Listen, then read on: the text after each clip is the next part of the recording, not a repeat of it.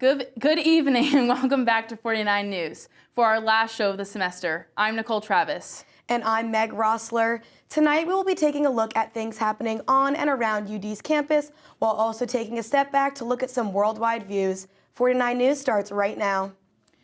Ski resorts across the nation are now taking steps to be more inclusive and environmentally conscious. With the number of skiers rising every year, overcrowds and environment damage have become a huge problem for these many of resorts. Fortunately, resort owners have come up with ways to combat this by limiting the capacity. While this may come at a higher price for admission, the resorts are using that money to upgrade and improve their facilities in order to provide the best time possible for their guests. As the holidays draw closer, college students are starting to feel the pressure to buy gifts for their friends and family. Joshua Desiderio has the story. It's Christmas time at the University of Delaware, which means colder weather and lots of fun decorations. However, this festive time also has caused a lot of stress for college students when it comes to the act of gift giving. Over the past couple of years, college students have shown to be far less inclined to buy gifts for others during the holidays. This appears to be caused by rising inflation rates combined with the already financially taxing nature of college life. This means students are often forced to choose between buying gifts for friends or spending it on something like groceries. And as time goes on, these trends only seem to be more solidified. So now that we're aware of the issue and some of the main causes, let's see what students at the University of Delaware have to say about financial struggles during the holiday season. I think between rising prices and the expenses that come with college, especially nowadays, I think definitely it is harder than normal. It has gotten easier to get people what they want because of Amazon wish lists. It's gotten more difficult to be creative and surprised with that thing they also really wanted, especially because they can just get the thing themselves. So it seems that financial struggles, along with confusion on what to buy at all, is what lies at the heart of gift-giving problems for college students this year. Hopefully, with some new legislature and some recent dips in the inflation curve, we will see improvement in the near future. I'm Joshua Desiderio, 49 News. Although peer pressure has no age limit, it is still most often associated with teens and college students. Peer pressure. It's freaking stupid. Or is it? Peer pressure is defined as social pressure by members of one peers group to take certain action, adopt certain values, or otherwise conform in order to be accepted. Things like going out and drinking, a lot of people feel peer pressure to do that. As Grace pointed out, negative peer pressure is a big part of college students' lives. And with today's usage of social media, it is more prominent than ever before. A recent study reported that 75% of teens seeing photos on social networks of other teens drinking or smoking weed encourages them to party in that same way. Peer pressure tends to have a negative connotation. However, there are instances where it can be a good thing. Yes, peer pressure can actually leave a positive impact on your life if you carefully pick certain good habits from your peers. University of Delaware students agree that true friends are one of the biggest determining factors for this. When my friends kind of push me into going out and I end up having a good time, I feel like that's a positive way. If you have friends that aren't pieces of shit, peer pressure is tends to be a fun thing that doesn't really hurt you. Trying new things, I think that's a big part of doing stuff at college. So it's if you have a friend that kind of brings that side out of you, I think that could be a good thing. I think that since this is such a big school, if you're with a good group of people that would give you peer pressure in a good way, I think that it could be beneficial. It can help people get out of their shells, get more involved in things. Usually peer pressure is used in a negative context, but there is always another side of the coin. For 49 News, I'm Nicole Travis. Hawaii's Mauna Loa erupted this week for the first time in over 4 decades. The largest active volcano in the world's eruption is definitely the event of a lifetime. Officials in Hawaii are working to aid the surrounding areas in the aftermath of the event, with lava flooding major highways in the state. Scientists are also getting a rare look at the inside of the Earth thanks to the Mauna Loa eruption. Tragedy struck late Tuesday night as a massive rogue wave crashed into a cruise ship headed for an Antarctic excursion. The catastrophic crash resulted in 1 passenger dead and 4 others injured. Currently, the company, Viking Cruises, is investigating the incident and further trips are suspended for the time being. To top off the added stress of holiday shopping, global supply chain issues may continue to impact this season of giving. Casey Nyman has the story. With each holiday season, shoppers experience the pressures of getting their holiday shopping done on time. This year's no exception to the stressful task. The fears that items will be out of stock or not delivered on time are ever so prevalent. In 2021, the supply chain took a hit due to COVID issues and economic distress. From delays to limited inventory and exuberantly high prices, we saw it all. Following this trend, the 2022 season will be experiencing similar problems. While companies have forecasted these roadblocks and have prepared in anticipation of the supply chain chaos, there is still looming worry. New dilemmas such as worker strikes, seaport delays, and material shortages are the real Grinch behind this Christmas.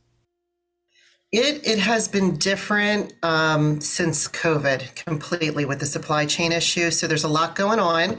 I think like anything, when you start early, you're going to get, the best goods that are out there.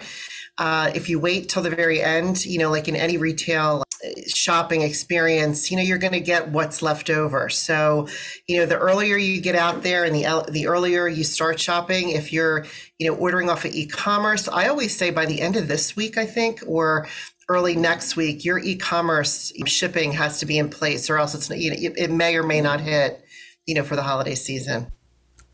In anticipation of these concerns, shoppers are tackling their gift-giving hunt early this year. I've gotten some of it done. I started pretty early to make sure it comes in time. I was pretty scared about it because I've heard shipping times are taking longer, so I've been making sure to try to order them early and while everything's still on sale for Black Friday. Some of them have said they were going to come and they haven't yet, so I think there may be some delays, but I'm hoping they pull through in time for Christmas. In order for your presents to make it under the tree this year, it's highly stressed that you get those ribbons and bows prepped and get your holiday shopping done early. Hopefully, the sights of empty shelves, sold-out products, and backed-up shipping is a ghost of Christmas past. However, for those who are looking to online shop for their gifts this year, it's encouraged to purchase them early on. In addition, shipping companies such as UPS, FedEx, and USPS, and more urge everyone to check out their deadlines for shipping dates in order for their gifts to arrive to their destination by pre-Christmas Day. The earliest day to buy and receive and ship and receive in terms of standard shipping is forecasted to be December 14th. For 49 News, I'm Casey Nyman. Before moving on to news specifically in the Delaware area, let's take a look at some exciting things happening in the entertainment world. There's a baby on the way. Keke Palmer revealed her baby bump as a part of her Saturday Night Live opening monologue. Palmer wore a trench coat with snap buttons and went on and on about how she wanted to set a record straight, that the rumors were true and she is expecting. Our new mommy-to-be is extremely excited, as well as the father, Darius Jackson, who she officially began dating back in March. The 45th Annual Kennedy Center Honors took place last night. This star-studded celebration honored actor George Clooney, singer-songwriters Amy Grant and Gladys Knight, rock band U2, and composer Tanya Leone. President Joe Biden with First Lady Jill Biden were in attendance, and even Mitt Romney and Dr. Anthony Fauci made an appearance. I think the cherry on top of everything, though, was Julia Roberts showing up on the red carpet in a dress of pictures filled with George Clooney plastered all over the dress. I mean, that is pretty iconic, and I mean, as an Ocean movie series fan myself, I think that was definitely a winner for me. The program is set to air to the public on CBS on December 28th. Two anchors from Good Morning America, Amy Robach and TJ Holmes, have been temporarily taken off the air after speculation of the two being romantically involved. Maybe we are too. Photos of them getting quote-unquote cozy in upstate New York surfaced, and the ABC News president Kim Goodwin announced the decision this morning. Though the suspected relationship is not in violation of company policy, the organization thinks it is the best decision they can make for now. Though Holmes and Robach have not publicly addressed their relationship status, Gio Bientes and Stephanie Ramos will fill in on the show for the time being. Now, we have got a lot of time between now and our next show, so it is safe to say that there is a lot of music coming along the way. So just to rattle off a few, it's going to be a lot, stay with me, but we got SZA, Sam Smith, Ellie Goulding, Paramore, Shania Twain, and Måneskin are all some of the up-and-coming records that are coming out in the next couple of months, and we've also got a couple of reprises coming as well. Anniversary albums for Green Day's Dookie and Bob Dylan's Fragments, the Out of Mind sessions, are both set for January releases. And some of the biggest concert events are coming up within the next couple of weeks. One of my favorites being the famous Jingle Ball shows from iHeartRadio. Yeah, I sadly have never been able to snag tickets to attending any of them, but there are 9 different shows across different parts of the U.S. throughout the month of December, with some of the headlining performers like Lizzo, Dua Lipa, Charlie Puth, and the Backstreet Boys. That is it for your release radar, but with all this talk of music, it would be hard to ignore this one thing. Sorry, Apple Music users, this story might not be interesting for you. The month of December can mean a lot of different things depending on who you are. For some, it's about the holidays approaching, preparing for the cold weather, or even finals coming from around the corner. But for Spotify users, it's all about the highly anticipated Spotify Wrapped. Wrapped is where Spotify listeners get a deep dive into their most memorable listening moments of the year. A viral marketing campaign that allows users to view a compilation of data about their activity on the platform over the past year and invites them to share it on social media. The concept seems like such a simple idea, yet it has gained massive media attention over the years. And the day that it's released, there is no escaping it on social media or in daily conversation. So what is it about this phenomenon that makes it such a hot topic? You have what your music taste is all bundled up nicely, being like, here it is. You're easily able to share that out into the world and be like, this is who I am. So it's just another like very easily formatted way for people to show individuality through social media. A lot can happen in a year. Ups, downs, relationships come and go, and so many experiences begin and end. To be able to see what music was on your own life soundtrack at that time is very well received by users. Also, in this age of social media, everyone is connected but wants to be different at the same time. So this personalized presentation makes people feel special. No 2 listener results will be the same. Getting to compare top artists, songs, and genres, and look at whatever music quiz or fun feature Spotify puts out is a great way to communicate with others. Spotify Wrapped just came out on November 30th. Let's take a look at UD's campus to see what music taste looks like over the past year. Who is your top Spotify artist this year? Kendrick Lamar. And what was your top song? Less Than Zero by The Weeknd. I think it was Morgan Wallen. I think it was Kid Cudi. And what was your top song? I think it was Alive of Men on the Moon. Who was your top artist on Spotify this year? It was Ghost. And what was your top song? My top song? I don't want to talk about that. Talk about it.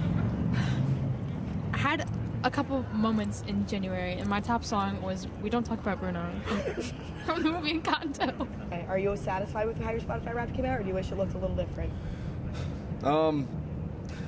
Earlier in the beginning of the year, I was listening to a lot of alt stuff that totally isn't reflecting what I'm listening to now, so I don't know. It's interesting. And it may sound crazy, but there definitely are some people out there already thinking about what their results will look like a year from now. From 49 News, this is Meg Rossler. Hello everyone, I'm Ryan Mink, and this is your UD Sports Update. The men's football team championship dreams came to an end this weekend with a loss to number 1 seeded South Dakota State. With a final score of 42-6, playing in 20-degree weather, it was a scary day for Delaware, as quarterback Nolan Henderson did not return after injuring his left leg on a 3rd down run on the game's first possession. This led redshirt freshman QB Ryan O'Connor trying to lead the Blue Hens to victory. Unfortunately, with 1:07 left in the game, O'Connor took a massive blow, which resulted in a medical delay and eventually the game being called. O'Connor was taken to a hospital and is reported to be feeling better and in good condition. The men's basketball team pulled out a close win Saturday against Davidson with a final score of 69-67. Jair Davis, who was just named CAA Co-Player of the Week, had one of his best games of this season as he scored 25 points in the win. This brings Delaware record to 4-4 on the season, and next game is slated at home against Delaware State with tip-off set for 7 p.m. As for the women's team, they could not mount a late fourth-quarter comeback against Duquesne on Sunday and lost with a final score of 66-55. Michaela Pittman led the way with 10 points for the Blue Hens, and with the loss, the team now has a record of 5-3, and the team will travel up to Princeton this Sunday with tip-off slated at 6 p.m. Both men's and women's swimming and diving teams defeated Westchester last Friday to close out their 2022 season. This was both teams' 6th consecutive victory. In addition, junior Evan Frick competed in the 200 and 100-meter breaststroke last Friday and Saturday during the U.S. Open. Frick faced multiple Olympic athletes and NCAA student athletes from across the country. The University of Delaware track and field team headed up north to Boston, Massachusetts on Saturday to open their 2022-23 season at the Sharon Opener hosted by Boston University. The team only participated in the 5,000-meter event.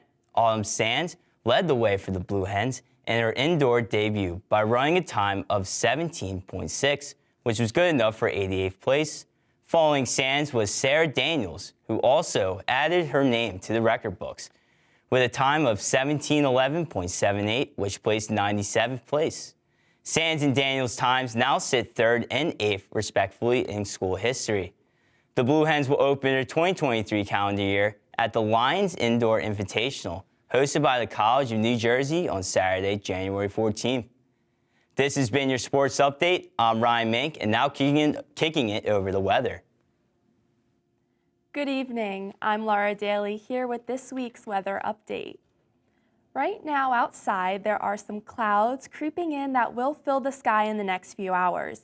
It was a pretty cold start today, with the low reaching 19 here in Newark last night, but we did see a rebound. It got up to a high of 47, which is seasonable for December. That sun shining bright today was nice to see, and the blue skies, because it will be a little while before we see those conditions again. The temperature is currently sitting at 36 degrees, not much wind, but the clouds are coming, the dew point is rising, and rain is on its way. The local satellite from UD SEMA reflects that quite well. We could see the clouds are moving in to the area as the night progresses, but no precip is on the radar quite yet. Looking at the national satellite and radar, there is some snowfall in parts of the northwest and some heavy rain passing over South Carolina. That system will move up the coast and grow, making its heaviest rainfall here in the afternoon and evening hours tomorrow.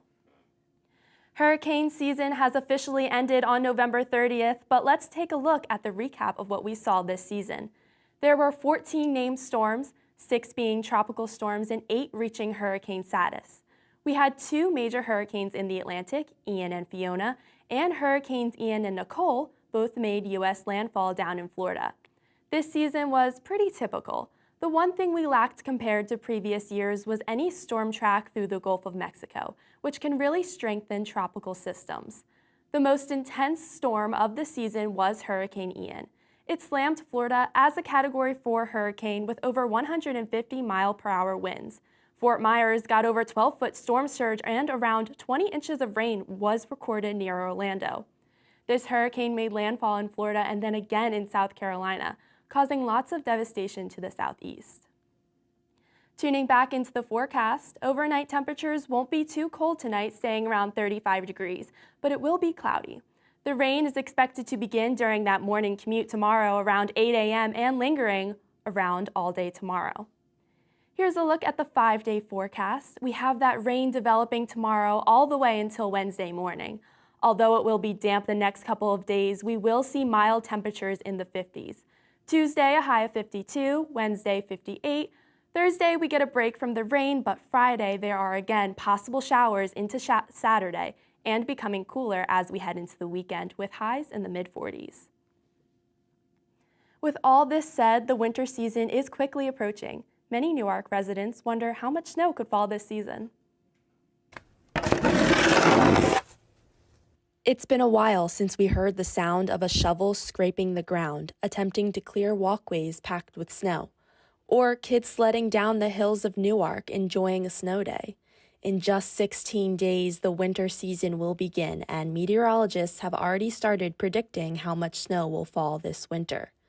When forecasting winter weather, meteorologists focus heavily on the El Niño Southern Oscillation. This winter, we will be in a La Niña phase of that oscillation. UD climatology professor John Callahan explains what that means for the Mid-Atlantic. We are seeing a more typical La Niña kind of forecast, where warmer weather to the south of us along the coast, and really a 50-50 chance of changes in precipitation. However, we can actually extrapolate that, meaning that if we do have warmer weather, any precipitation we will get most likely fall as rain and not as snow, unfortunately. With Delaware falling in the mid-Atlantic area, the effects of La Niña are not as severe compared to the north and south of us. Based mostly off of La Niña patterns, Delaware is expected to have slightly higher averages throughout the winter season. Another thing that needs to be taken into account for winter forecasts is looking at past winters and their relationship with global warming. The change in average winter temperatures across the country is flooded with rising winter temperatures, with the East Coast showing a 3-degree Fahrenheit increase since 1970. Even though the winter season is warming faster than any other season, it is still possible to see those cold days. But why is this such a major concern? To start, there is a declining amount of mountain snowpack, which is supposed to slowly melt and bring water to residents and crops during the summertime. Severe summer droughts occur when not enough snow falls. Nasty pests such as mosquitoes are sticking around and multiplying. Also, shorter winters disrupt the growing season. There will need to be more irrigation to keep plants alive for longer, which is an issue for places that experience drought. Lastly, winter activities that many love dearly, such as skiing, snowmobiling, and ice fishing, will be harder to do in warmer conditions. UD meteorology student Allie Hall shares how winter weather has changed here in Newark. So I lived in the Newark area my whole life, and I remember back like 10 years ago, we used to get a foot or two of snow like every winter, and nowadays we're lucky if we get a couple inches, which is pretty rare. Not really many snow days anymore. For our area, our 30-year average snowfall is around 20 inches. We aren't quite done this calendar year yet, but so far, we only have 7.4 inches this year. Previous records showed it's been 8 years since we met that average. However, a large snowstorm really depends on the right ingredients coming together at the right time. If you wish to believe in the tale of the old farmer's almanac, heavy snow is predicted to fall this year for the mid-Atlantic. Relying on the conditions of La Niña and a warming climate, it most likely will be difficult yet again to see those ingredients come together for a snowy season in Newark. For 49 News, I'm Laura Daly.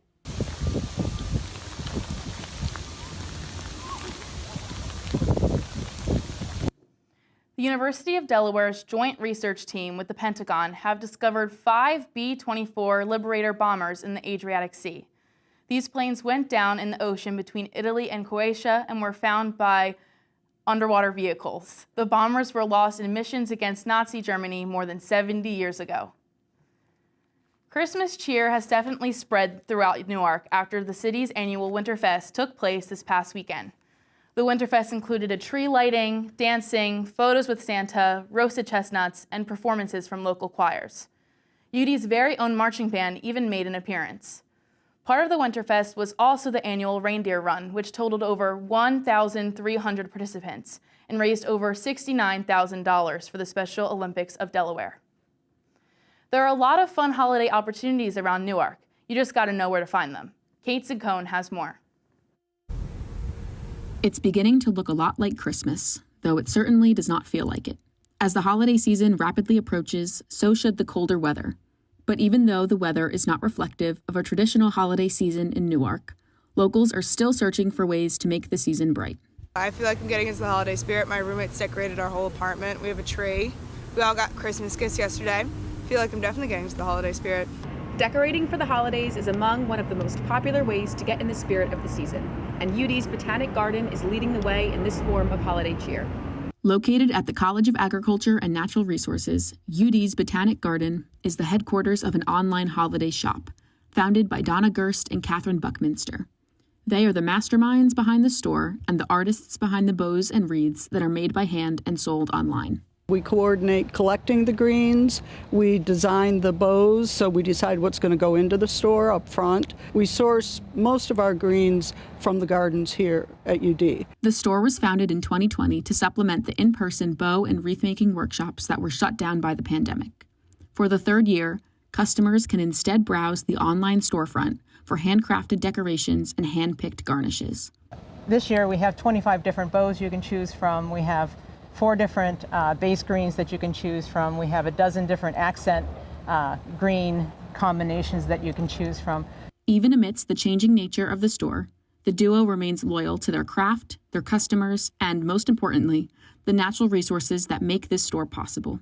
We have a real respect for these trees. We're very mindful with how much we use, how we use it, and we kind of pass that along to people. The UDBG Holiday Store began accepting orders on November 14th and will continue through December 5th via the UD Botanic Garden website. For 49 News, I'm Kate Zincone. A suspect was left dead after a police chase across Newcastle County in Delaware. The man, who has still not been identified by police, carjacked at least 2 vehicles before being shot and killed. There had been several reports of carjackings leading up to the crime that occurred this past Friday. A school bus was shot with no official word of who fired it, but no one on the bus was injured. These events occurred right outside of Newark, holding up I-95 for hours. UD alumni Joe Norris and Nick Martin have raised $3 million for a Wilmington startup company named Carbon Reform. The company focuses on improving air quality and reducing carbon emissions in buildings. The $3 million will go towards commercializing its technology. UD is infamously known for our long winter break compared to nearby universities. While some students enjoy the prolonged break, others may struggle with it all of the time. Sarah Carollo has the story. Winter break is around the corner, with final exams ending on December 16th. Unlike other universities in the area who return to campus in January, UD students are not expected back in the classroom for spring semester until February 6th, unless they take winter courses. UD's winter session is about 7 weeks long and meant to give students ample time to take winter courses, study abroad, work, and better align with athletic schedules. However, could this extended break actually cause more harm than good for some students? I think there's research and data that easily show that there's seasonal affective disorder and seasonal depression and all those things come into a factor. I think those things are real. I also think it's also tough because of the fact that on college campuses, that time comes when typically it's finals. So you're going into a new season where, it's gray outside, it's dark, there's days are shorter, and then you add stress of anxiety, and then you add the stress of holiday time and everything else. So I think this time of year is tough in general. I think there's probably positives and negatives to longer breaks and shorter breaks. The University of Delaware is known for our extra long winter break, meant to give students time to take winter classes or to cater to athletes' schedules. But I went out to find out what students really think about this 7 weeks off and whether or not it positively or negatively affects their mental health. But I think that, initially thinking about it, and I was like, okay, we're home for 7 weeks, and then the rest of our friends are going back, and then it's just gonna be the 2 of us in town. It's kind of like that's so long just to be home and doing nothing. I think it's too long. I find myself bored when all my other friends go back to school from home, and then I'm stuck there for a month. I prefer to come back here, so. I feel like some kids don't have it good at home, and being with their family for that long might make them just not do good with their health.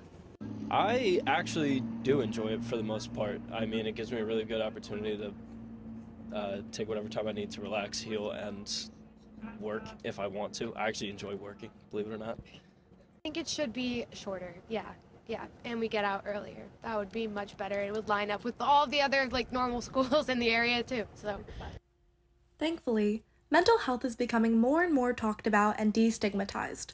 Here at UD, we have multiple resources for students who wish to get help. Sean's house in memoriam of Sean Locke is located at 136 West Main Street, and Warner Hall, our well-being center, is located on the South Green. I'm Sarah Carollo with 49 News. Lachlan Murdoch, the chief executive of Fox Corporation, is expected to be removed from his position as part of a $1.6 billion defamation lawsuit against Fox News. Fox News was accused of amplifying false claims that voting machines were rigged, causing Trump to lose the 2020 presidential election. The suit was first introduced in the Delaware State Court in the summer, and after Murdoch's deposition today, lawyers on both sides of the case expect more Fox executives to be questioned. Campus safety is an important topic for all students here on campus, Emma Schneider went out to find how students feel regarding UD's campus specifically. Campus safety is an important part of life on campus for all students. The University of Delaware has lots of different options to help students feel safe and stay safe while on campus, even some that aren't heavily publicized. University Police offers a Safe Ride program every night of the week. It starts at about 6 p.m. and it runs through the hours of darkness. It's primarily performed by our student cadets who are part-time employees, and they'll pick students up anywhere on campus and bring them anywhere else. So if they're studying late at the library, they need a ride back to their dorm. Along with the rideshare service, UD also has the LiveSafe app, which includes many more resources. Users can send messages to the dispatchers through text. They can send videos, they can send pictures, and can communicate that way with a dispatcher. If they don't want to talk to the dispatcher, or maybe they're not able to talk to a dispatcher, they can do that through texting also. LiveSafe app also allows users who are connected to each other to do a safe walk. So you can connect with another user, and that user can watch you walk home or drive home wherever you're going, and just know where your location is. The university has lots of different options to help keep students safe, but are students fully aware of what the university provides? Students overall know some about the university's safety features, but don't seem to know about the extent of options that are in addition to things like the blue lights on campus that are more specific to UD. Just like the notifications on my phone from like the Live Safe thing, just like stuff like that. But I never really know what it's about, so I just kind of, I don't know. I honestly don't know what they do. Like other than like my dorm is locked, that's good. Other than that though, I don't really know what they do. There's cops, and I guess the blue lights are nice. Hopefully, the university continues to provide these services and add on to them in the future to help keep students safe, as well as start marketing their many different safety options in a new and better way. For 49 News, I'm Emma Schneider. The Delaware Department of Natural Resources and Environmental Control has recently launched a website called Recyclopedia. The website was made to put all of Delaware's recycling resources in one place. Now you can see all the places in Delaware to recycle items and how to do so. The website also collects up-to-date information on what is recycled and for others to access it. With the holiday season right around the corner, Giving Tuesday is a great way to give back during the season. Ryan Mink has more. Last Tuesday, the University of Delaware celebrated Giving Tuesday. It is a popular global initiative that encourages people and organizations to donate their time and money to charitable causes on the Tuesday following Thanksgiving in the United States. From clubs, departments of colleges, alumni groups, and other organizations, Giving Tuesday is a way of supporting the University of Delaware. Inside Trabant, tables were set up to display organizations that show how donations can help their cause. So right now we have two tables. One is for Giving Tuesday. It's advertising the Hen Funder and telling students how they can give back to UD. And our other table is for UDSAA, encouraging students to join. We work with DAR to we connect with all the alumni and make sure that they still can stay connected with UD after they graduate. Other clubs also use this opportunity to give back to those who are in need. So we use this Giving Tuesday as an opportunity to really boost our U-Dance. We just started a U-Dance this year. That was one of the first things that I did becoming president last year. I wanted to introduce a U-Dance chair to our executive board. We didn't have that previously. And so we used Giving Tuesday as a way to, we sent out templates to our players so they could post that on their social medias. And we were able to raise a pretty good amount of change for U-Dance, and we've seen good growth. Though Giving Tuesday is only a one-day event, it does still signal the start of the giving season, and there are plenty of ways to give back during this holiday season. This year, I found it as a great opportunity to give back, and I definitely enjoyed seeing what we could do as an organization, like in terms of raising money for an awesome cause, and I thought Giving Tuesday was a great way to do that. I love Giving Tuesday because I feel like it's different than just normal donating because it allows you to donate to a specific group on campus. There's over 60 organizations and projects that you can specifically donate to, so you can find something you're passionate about. Throughout campus, you might have seen philanthropy signs. Scanning the QR code will lead you to the Hen Funder to give donations, which can be a great way to give back during this holiday season. From 49 News, I'm Ryan Mink. It's almost break, and many UD students are leaving to head home. Gina Casenza has what you need to know to keep your space safe.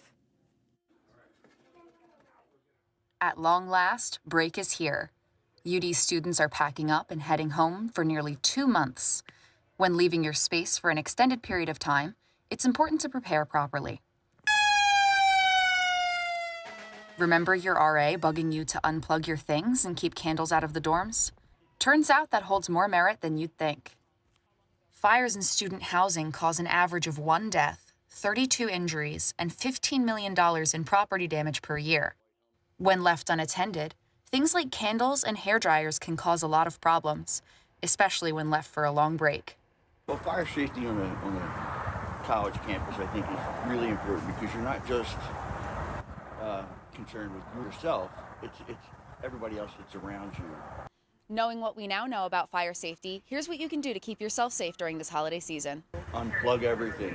Unplug the Christmas tree lights. Unplug your coffee makers, your appliances. Unplug everything. Power strips, space heaters, absolutely. If you have them, unplug them. They should not be plugged in. Some more important tips. Keep flammable decorations on your walls and ceilings to a minimum. Don't overcrowd your power strips. And be sure that all appliances are turned off before your long time away. Fire safety is important regardless of whether students live on campus, in Greek housing, or off campus. Just remember, in a college room, unplug everything. Play it safe and have a great break. For 49 News, I'm Gina Casenza. Sadly, that is all we have for you tonight on 49 News. Thanks for joining in for our last show of the semester. Make sure to tune in when we return after winter break. And as you saw earlier, it definitely is going to be a little while since we come back from winter break, but be sure to follow us on social media at 49 News. It's been a pleasure being your host tonight. I'm Meg Rossler. And I'm Nicole Travis. From all of us here, have a good night and stay safe.